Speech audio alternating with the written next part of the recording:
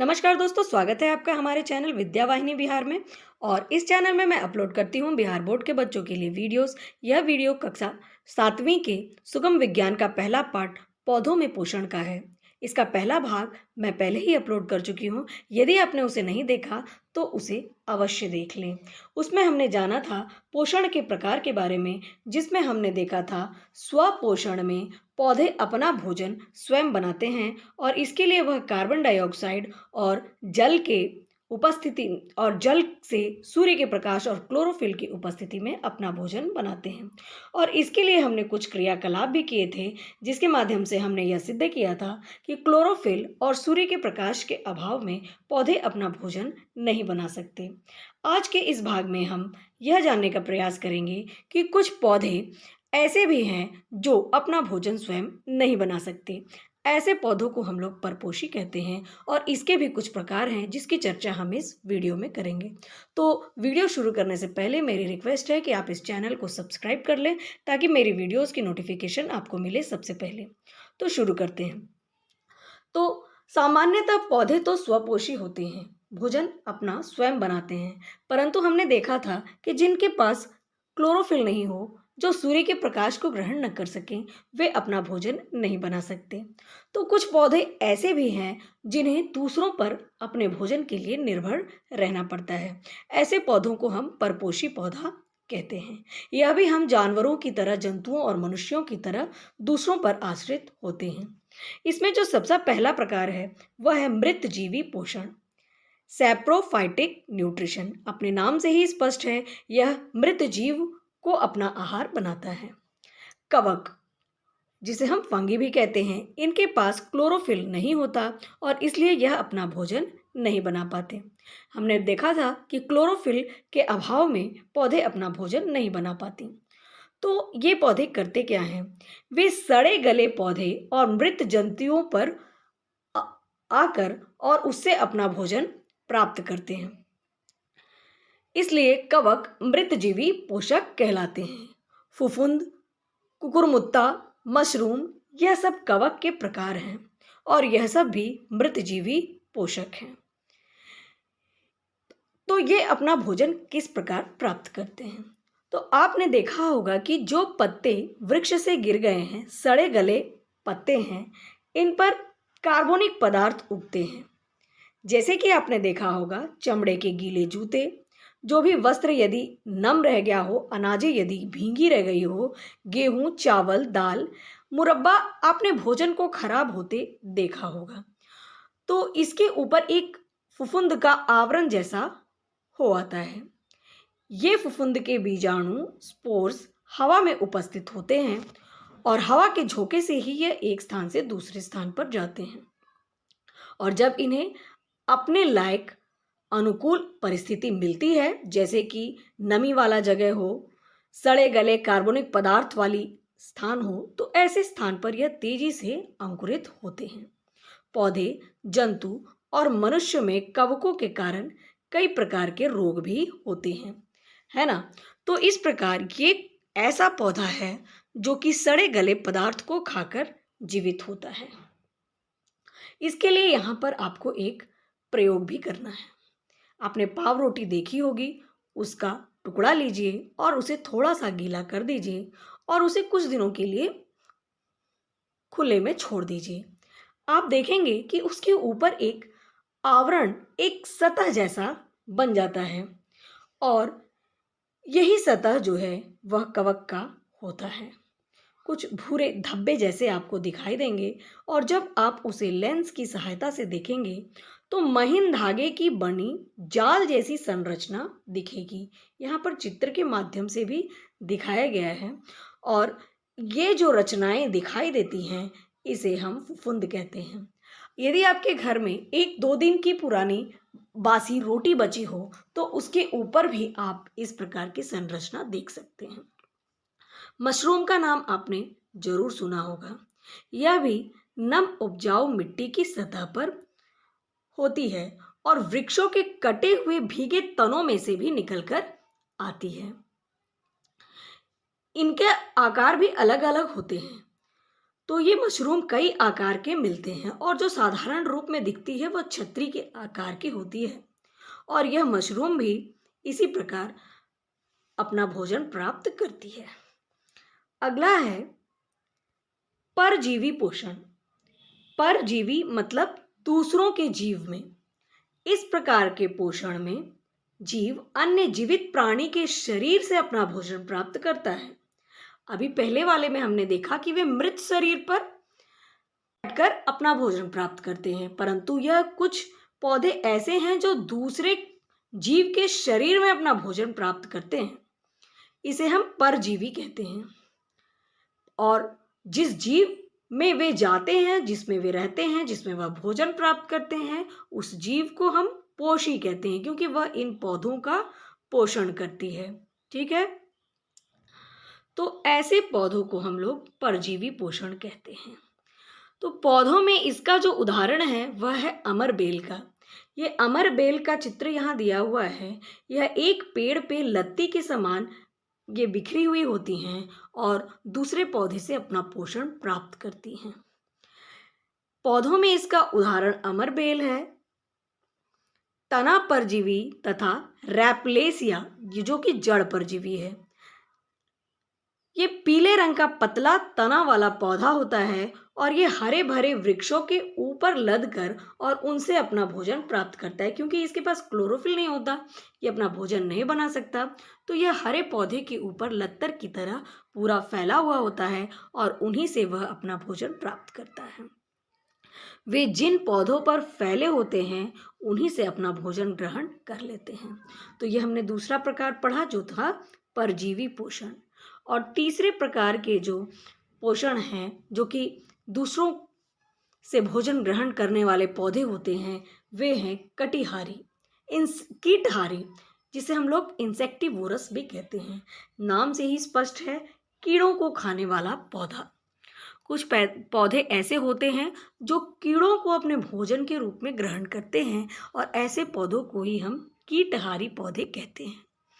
और इसका जो उदाहरण है वह है असम में पाए जाने वाला घटपर्णी का पौधा, जिसे हम पीचर प्लांट कहते हैं, या फिर निपैंथीज भी इसका उदाहरण है। इसमें एक कलश की आकृति बनी हुई होती है और जब इसके अंदर कोई कीट जाता है तो उसका ढक्कन ऊपर से लॉक हो जाता है। जब कोई कीट इसके आकर्षित होकर कलश के अंदर प्रवेश करती है तब उसका ढक्कन अपने आप बंद हो जाता है और इसके दीवारों से पाचन रस निकलता है और भोजन का पाचन हो जाता है। तो कलश पौधा, जिसे हम निफैंथीज कहते हैं, इसके अतिरिक्त कीटहारी पौधे के उदाहरण यूएसए में भी पाए जाने वाला वीनस फ्लाइट ट्रैप, ड्रॉसेरा और ब्लैडर वर्ट, यह सब भी कीटहारी पौधे के उदाहरण हैं। तो कुछ पौधे ऐसे भी हैं जो कीट को खाकर जीवित रहते हैं। अगला जो हमारा टॉपिक है वह है सहजीवी पोषण। इसका नाम है सहजीवी, साथ में रहने वाला, सिम्बायोटिक न्यूट्रिशन। यह भी एक विशेष प्रकार का पोषण है जिसमें भिन्न भिन्न प्रकार के दो जीव रहते हैं और वह दोनों एक दूसरे पर आश्रित होते हैं। इसके बिना वो अधूरा और उसके बिना ये अधूरा, इस प्रकार का ये दो में संबंध होता है। इसका उदाहरण है लाइकेन। लाइकेन में शैवाल होता है और मृतजीवी कवक होता है। ये दोनों साथ साथ रहते हैं। स्वपोषी शैवाल जो अपना भोजन स्वयं बनाते हैं और मृतजीवी कवक जो मृत जीव पर रहकर अपना भोजन लेते हैं। लाइकेन साधारणतः वृक्षों के तनों पर या पुराने नमी युक्त दीवारों पर उगते हैं। तो कवक इनमें स्थित शैवाल से भोजन प्राप्त कर लेता है क्योंकि शैवाल अपना भोजन स्वयं बनाते हैं और शैवाल कवकों से आवश्यक नमी प्राप्त कर लेते हैं और खनिज प्राप्त कर लेते हैं, जिन नमी और खनिज के अभाव में वह भोजन नहीं बना सकते। तो इस प्रकार दोनों की आवश्यकता पूर्ति हो जाती है। शैवाल और कवक दोनों एक दूसरे की आवश्यकता को पूर्ति करते हैं और एक साथ एक स्थान पर जीवित रहते हैं, जिसे हम लाइकेन कहते हैं, और यह एक सहजीवी पोषण का उदाहरण है। मिट्टी में पोषण तत्वों की पुनः पूर्ति। तो मिट्टी में जब अनाज उपजता है तो उसके पोषक तत्व उससे निकल जाते हैं। तो इसकी पुनः पूर्ति कैसे होती है? हम लोगों ने पढ़ा है कि पौधे अपने लिए आवश्यक खनिज पोषण मिट्टी से ही प्राप्त करते हैं। लंबे समय तक पौधे द्वारा मिट्टी से, क्योंकि यह पोषक तत्व बाहर निकलता है, तो इसलिए इन पोषक तत्वों मिट्टी में पोषक तत्वों की मात्रा घट जाती है और इसका सीधा असर जब हम आगे वहाँ पौधा लगाएंगे तो उसकी वृद्धि पर पड़ता है और उसके स्वास्थ्य पर भी पड़ता है। तो मिट्टी में पोषक तत्वों का पुनः स्थापन प्राकृतिक विधि से होता रहता है। तो हम यांत्रिक विधि में होता क्या है? प्रोटीन के निर्माण के लिए नाइट्रोजन की ज़रूरत होती है और वायुमंडल में उपस्थित जो नाइट्रोजन होता है उसका व्यवहार पौधे सीधे नहीं कर पाते, क्योंकि पौधे केवल जल में घुले हुए नाइट्रोजन का ही प्रयोग करते हैं। तो इसके लिए गैसीय नाइट्रोजन का उपयोग नाइट्रेट्स में परिवर्तित करता है एक प्रकार का बैक्टीरिया, जिसे हम कहते हैं राइजोबियम बैक्टीरिया। ये बैक्टीरिया वायुमंडल में जो नाइट्रोजन होता है उसको नाइट्रेट्स में परिवर्तित करता है और मिट्टी में स्थिरीकरण उसका करता है और यही नाइट्रोजन पौधे प्रयोग में लाते हैं। ये राइजोबियम बैक्टीरिया कहाँ होता है?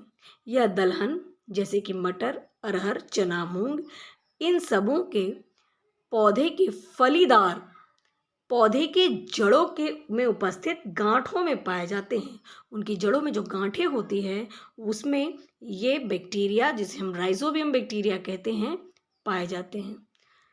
राइजोबियम को फलीदार पौधे आश्रय प्रदान करते हैं और राइजोबियम पौधे को नाइट्रोजन की आपूर्ति में सहायता करता है।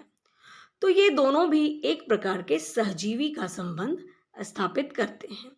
दोनों जीव एक दूसरे की उपस्थिति को से लाभ पहुंचाते हैं और दोनों के बीच में सहजीवी का संबंध होता है। ठीक है। राइजोबियम बैक्टीरिया को ये दलहन पौधे की जड़ें रहने का स्थान देती हैं, उन्हें भोजन देती हैं और उसके बदले में राइजोबियम नाइट्रोजन को नाइट्रेट्स में परिवर्तित कर प्रोटीन बनाने में मदद करता है। तो प्राकृतिक विधि से ये जमीन की न्यूट्रिशन की पूर्ति होती रहती है, लेकिन इसके अतिरिक्त हम लोग अलग से भी मिट्टी में नाइट्रोजन, पोटेशियम, फास्फोरस जैसे तत्व रासायनिक उर्वरकों के माध्यम से पूरा करते हैं। समय समय पर किसान खेत में उर्वरक डालते हैं ताकि मिट्टी की उर्वर शक्ति बनी रहे। तो इस प्रकार हमने यह पूरा पाठ खत्म कर लिया है। इसके स्मरणीय बिंदु को देख लेते हैं। क्या क्या इसमें इम्पॉर्टेंट पॉइंट्स हमने पढ़े। प्रकृति अपने अस्तित्व को कायम रखने के लिए हर एक प्राणी का विशिष्ट लक्षण होता है और प्रत्येक जीव की कुछ आवश्यकताएं होती है, जैसे कि उसके शरीर की वृद्धि करना, उसके शरीर के टूटे फूटे भागों की मरम्मति करना, और इसी के लिए हम न्यूट्रिशन लेते हैं, भोजन ग्रहण करते हैं।